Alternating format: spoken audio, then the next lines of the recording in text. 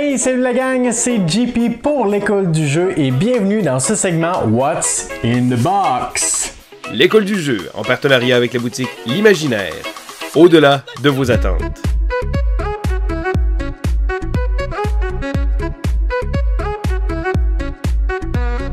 Donc le segment What's in the Box, c'est un épisode environ mensuel que je fais afin de vous présenter mes dernières réceptions de jeux. Et dernièrement, j'ai reçu des jeux un peu avant Noël, mais habituellement, j'attends pour que ça vaille la peine, là. Je veux pas faire 2 ou 3 What's in the Box par mois, je veux vous en faire un, mais vous présenter plusieurs boîtes. Donc c'est pour ça que je vous en ai pas fait il y a 2 semaines. J'attendais d'avoir ma dernière réception et je savais que j'allais avoir plus de boîtes à vous présenter. C'est pourquoi aujourd'hui, je vous présente 1, 2, 3, 4, 5, 6, 7, 8, 9, 10, 11 jeux différents. Il y a certains jeux parmi ceux-ci que vous avez déjà vu un peu circuler déjà sur la chaîne parce que lorsque je les ai reçus, pour ceux que j'ai reçus il y a quelques semaines, j'avais hâte de vous en parler et de vous les présenter. Donc, j'en ai probablement fait la présentation, le déballage pour quelques-unes d'entre elles. Et peut-être que vous en avez déjà vu aussi sur mes étagères derrière moi si vous êtes observateur. Mais on commence avec ceux que déjà, je vous en ai peut-être déjà parlé un peu. Ben, premièrement, il y a un gros jeu que je vous ai fait dont je vous ai fait le déballage il y a quelques semaines. Arkwright, un jeu de gestion, un jeu où est-ce qu'on se trouve dans une thématique de la révolution industrielle et où est-ce qu'on devra gérer à la fois nos employés et gérer le chômage aussi. Donc, on pourra avoir cette possibilité de mettre à pied des travailleurs au bénéfice de l'industrialisation, des machineries et de tout ça. Donc, c'est une thématique qui est vraiment particulière. Un gros jeu. Je n'ai même pas eu la chance encore d'y jouer. Je vous en ai fait la présentation, par contre, et le déballage sur la chaîne. Je vais mettre le lien à l'écran si ça vous intéresse d'en apprendre plus sur ce monstre de jeu dont la boîte est tellement lourde. Alors, je vais mettre ça dans le coin juste ici. On continue avec un autre jeu que je vous ai présenté tout dernièrement, en fait il y a environ une semaine.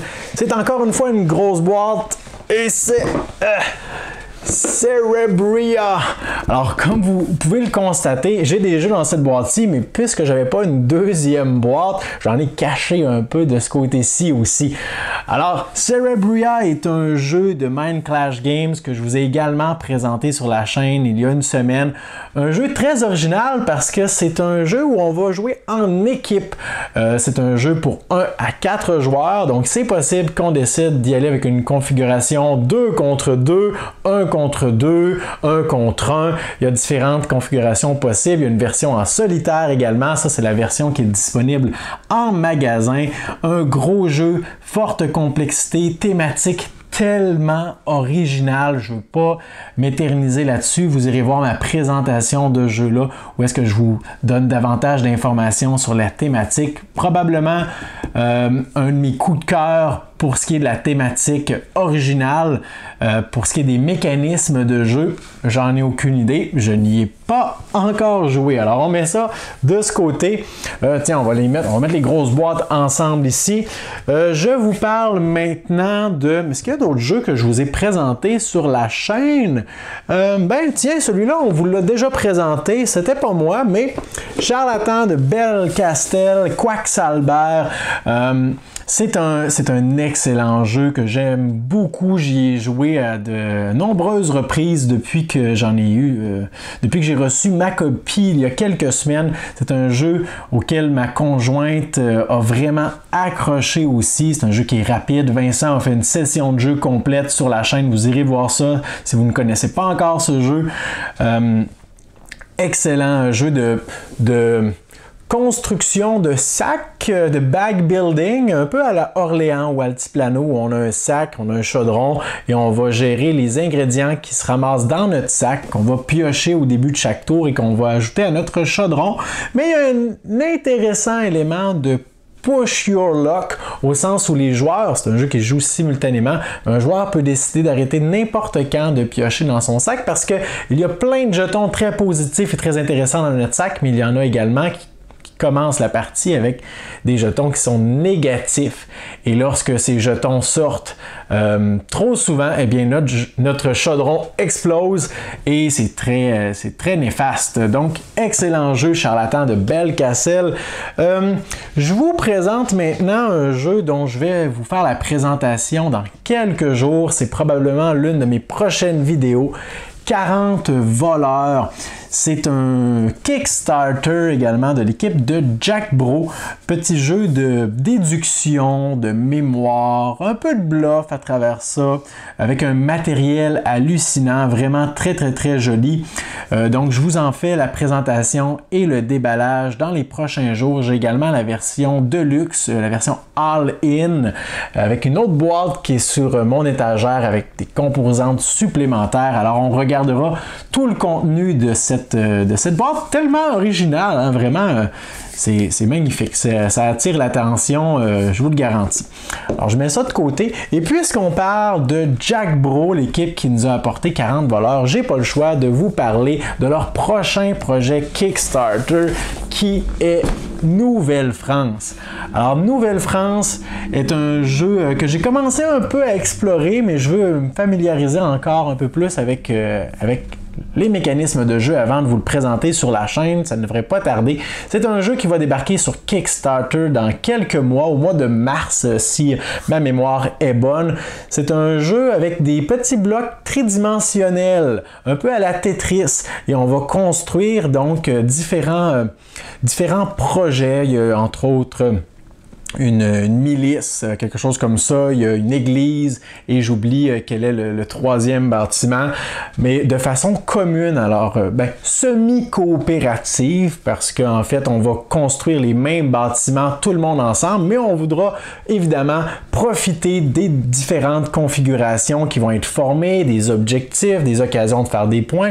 Donc un magnifique jeu qui débarque sur Kickstarter dans une grosse boîte aussi. Alors on met ça de côté juste ici et on poursuit avec tiens, j'ai envie d'y aller avec une extension d'un jeu que j'adore, un jeu que j'aime beaucoup, qui m'a fait verser quelques larmes parce que Orléans est un de mes jeux préférés, mais Altiplano, si on compare les deux jeux de base, je préfère Altiplano et quand j'ai su qu'une extension arrivait enfin, j'ai pas eu le choix de mettre la main dessus. C'est pourquoi j'ai décidé de commander Altiplano de Traveler, le voyageur, si on veut, qui est l'extension à l'excellent jeu Altiplano. J'ai bien hâte de voir qu'est-ce que ça propose. Tout ce que je sais, c'est qu'on a un petit, là vous ne pourrez pas voir en arrière, là, on a un plateau supplémentaire qui va s'ajouter donc à ceux qu'on avait déjà, qui va avoir un petit voyageur dessus, un personnage qui va se déplacer. C'est pas mal tout ce que je sais, là. Qu'est-ce que ça change? Grosso modo, c'est que maintenant, les interactions entre les joueurs vont être beaucoup plus intéressantes. Les déplacements aussi seront beaucoup plus comptés et important de planifier ça. Mais vraiment, c'est une extension qu'il me reste à découvrir parce que j'en connais pas beaucoup sur The Traveler. On va essayer de mettre ça de façon à ce qu'on puisse tout voir sur la table, mais je crois que ça va être difficile. Tiens, on était dans les grosses boîtes. Je vous en présente une autre grosse. Endeavour Age of Sail. Alors, Endeavour, je crois, oui, Endeavour est un jeu qui existe déjà depuis quelques années et il a refait surface sur Kickstarter dans cette version 2.0 où est-ce qu'on a le même jeu de base mais avec quelques petites modifications au niveau des composantes. Donc ici, on a vraiment mis le paquet au niveau des composantes. On a des inserts, des thermoformages qui... je crois que c'est l'équipe de Game Trace. Oui, c'est écrit en arrière. Game Trace qui font toujours de l'excellent travail à ce niveau-là, qui ont rempli cette boîte de petits compartiments très stratégiques qui entrent partout et qui permettent de ranger le matériel, mais également de sortir ça de la boîte. Là, j'ai pas encore ouvert ma boîte, alors je peux pas vous montrer tout ça. Mais en plus donc du jeu de base qui était déjà disponible, il y a plusieurs modules supplémentaires qu'il est possible d'ajouter. Et là, j'ai aucune idée ce que ces modules-là ajoutent, mais j'ai joué 2 fois jusqu'à présent au jeu de base et j'ai vraiment aimé. Alors, je suis content qu'il rejoigne ma collection puisque c'est l'un des, pas un des rares jeux, mais oui, peut-être un des rares gros jeux qui se joue à 5 joueurs et qui prend pas 3 heures à jouer. Alors Rapid se joue à plusieurs en restant tout aussi engageant, super intéressant, un gros coup de cœur pour moi cette année, Endeavor. On va mettre ça ici et on continue maintenant, je vous vide cette boîte. On est dans les réceptions un peu plus récentes avec Spectre Ops Broken Covenant qui est en fait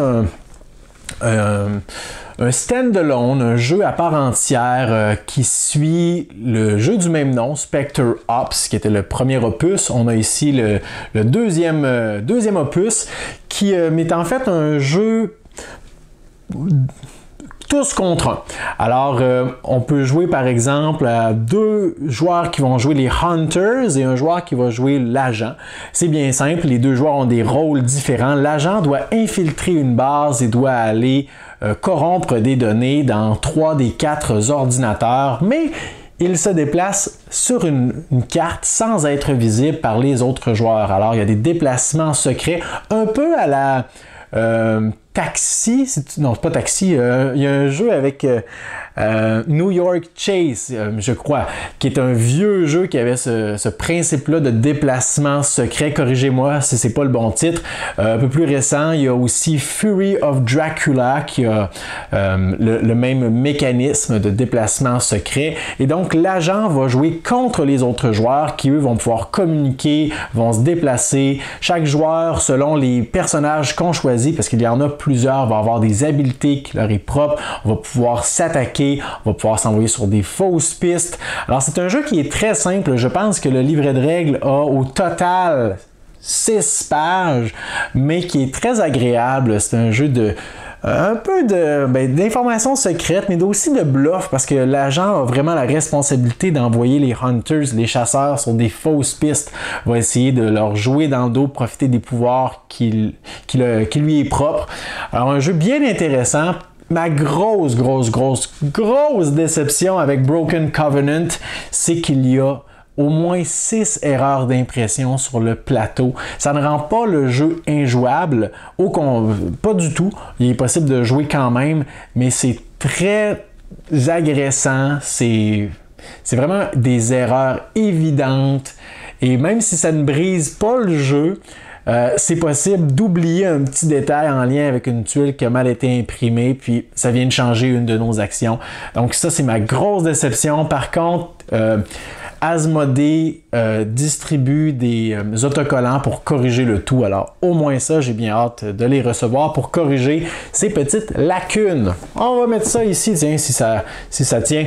On poursuit avec un jeu que Vincent a vendu allègrement, pas vendre dans le sens en contrepartie d'argent, mais vendu au sens où est-ce qu'il en parle en bien.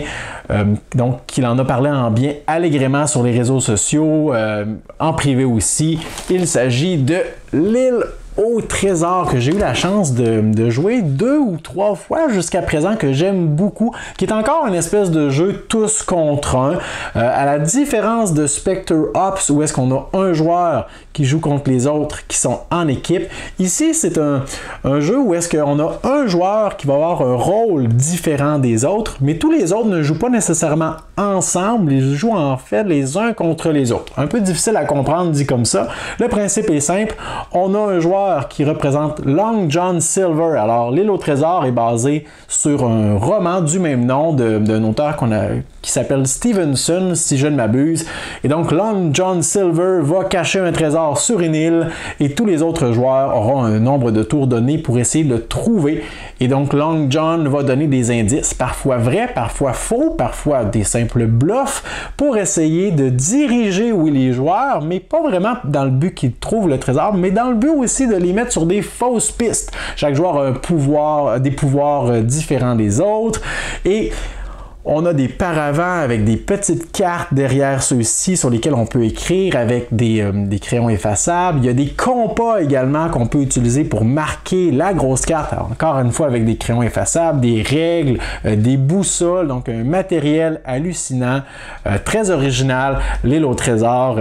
Probablement que Vincent va vous le présenter très prochainement sur la chaîne parce que je pense que c'est l'un de ses gros coups de cœur. On poursuit avec... qu'est-ce qu'on a là-dedans? On a un jeu un peu moins connu peut-être, Argent de Consortium. Alors, un jeu de la même compagnie, Level 99 Games, qui est la même compagnie qui a fait l'excellent Millennium Blades. Je commence à manquer de place sur l'écran. Millennium Blades que je vous ai présenté il y a peut-être quelques mois sur la chaîne. Donc, des gros jeux complexes avec beaucoup de cartes. Ici, c'est un jeu qui existe depuis peut-être quelques années. Peut-être l'un de leurs premiers, si je ne me trompe pas. Je crois que c'est la 2e édition aussi. C'est un jeu de placement d'ouvriers, mais très confrontationnel. Ce qu'on retrouve peu souvent dans les jeux de placement d'ouvriers. Alors, j'ai bien hâte de le découvrir. J'ai un de mes amis qui l'a et qui a été vraiment étonné de ce jeu, qui en a dit beaucoup de bien. Alors, j'ai bien hâte de le découvrir parce que je connais pas beaucoup de choses sur Argent. Je sais que ça se trouve dans une thématique d'école de la magie. Les joueurs vont représenter un peu comme pas des sorciers, mais un peu des gens qui ont des capacités magiques. Et il y a donc 5 types d'ouvriers, chacun avec, ou de magiciens plutôt. Et quand je parle de magiciens, je parle pas vraiment du personnage, mais bien des workers, des ouvriers qu'on peut placer sur le plateau. Il y en a 5 sortes, 5 couleurs différentes, et chacun va effectuer va avoir une habileté qui lui est propre, mais évidemment, chaque joueur va avoir un peu comme son mentor, qui lui aussi va avoir des habiletés uniques et tout ça, donc ça va diriger la stratégie, mais j'y ai pas encore joué, peut-être que je dis n'importe quoi, j'ai vraiment hâte d'en découvrir plus avec Argent. La dernière boîte qui se trouve à l'arrière de tout ça, c'est un jeu dont j'avais entendu parler depuis longtemps. C'est un jeu qui est une réédition. On a remis un beau visuel sur un jeu qui avait l'air un peu maussade, un peu beige. C'est une boîte qui est lourde. Colosseum. Alors, Colosseum, Colisée, si on préfère, est un jeu pour 3 à 5 joueurs. Et ça, c'est un détail important parce que moi, c'est ce qui m'a fait hésiter aussi longtemps avant de l'acheter. C'est que, pour moi, la plupart pas la plupart aujourd'hui, mais souvent, si j'ai envie de jouer à un jeu, je vais me trouver un ami ou ma femme pour l'essayer, pour l'apprivoiser et tout ça. Donc souvent mes parties, je les fais à 2 joueurs et parfois à 3 ou à 4. De plus en plus fréquemment en fait de 3 ou à 4 joueurs. Mais le fait que ça ne joue pas à 2 joueurs, ça m'a refroidi, ça m'a ralenti complètement, et même jusqu'à un point où est-ce que je me suis dit, ça ne joue pas à 2 joueurs, je le regarderai même pas, ça ne m'intéresse pas, le jeu ne sortira pas. Mais là, de plus en plus, je commence à jouer avec à 3 joueurs, à 4 joueurs, parfois même 5. Alors là, tout à coup, il s'en venait intéressant. La production de jeu-là est très belle. On a des petites pièces de métal aussi qui sont lourdes, qui sont très très très bien faites. Donc une boîte bien remplie. Là, je vous mens pas, là, je la lève comme ça. Et d'après moi, elle est aussi lourde que n'importe quelle grosse boîte que vous voyez ici. Je connais pas beaucoup les mécanismes qu'on retrouve dans Colosseum. Je sais par contre qu'on va essayer de faire la présentation qui va plaire le plus à l'empereur. Alors oui, on va pouvoir avoir des combats de gladiateurs, on va pouvoir avoir je crois, des animaux sauvages également qui rôdent dans le Colisée. Et il y a toutes sortes de différents jetons. Il y a aussi des hippodromes, on peut avoir des grilles, on peut avoir des torches, on peut avoir de la décoration, on peut avoir de la verdure. Alors il y a toutes sortes de choses. On essaie de bâtir le plus grand spectacle, le plus grandiose pour avoir des applaudissements, mais également les faveurs de l'empereur. Alors voilà pour Colosseum. Et là, comme vous le constatez, je manque cruellement de place pour vous montrer tout ce qui est là. En fait, je pourrais vous montrer ça comme ça, là, mais là, il ne reste plus de place pour ma tête. Alors, je vous invite à me laisser sous la vidéo, dans les commentaires, votre feedback. Est-ce qu'il y a un jeu parmi ces 11 boîtes qui vous intéresse beaucoup plus que les autres? Est-ce qu'il y en a un qui se distingue, ne serait-ce que par ses mécanismes, par sa thématique, par son look ou quoi que ce soit? Laissez-moi le savoir. Ça va peut-être guider un peu mes choix pour les prochaines vidéos à venir. De mon côté, j'aurais beaucoup de difficultés à trancher parce que j'ai des jeux qui m'intéressent côté thématique, j'en ai qui m'intriguent niveau mécanique, sinon le look, l'originalité, les projets à venir. Alors, ces 11 boîtes m'excitent beaucoup. Alors, merci de m'avoir écouté. Je vous encourage à m'envoyer un pouce vers le haut et à vous abonner à notre chaîne si ce n'est pas déjà fait et afin de rester à l'affût pour les prochains segments What's in the Box qui viendront lors des semaines à venir. Moi, je vous dis merci pour votre écoute et à la prochaine.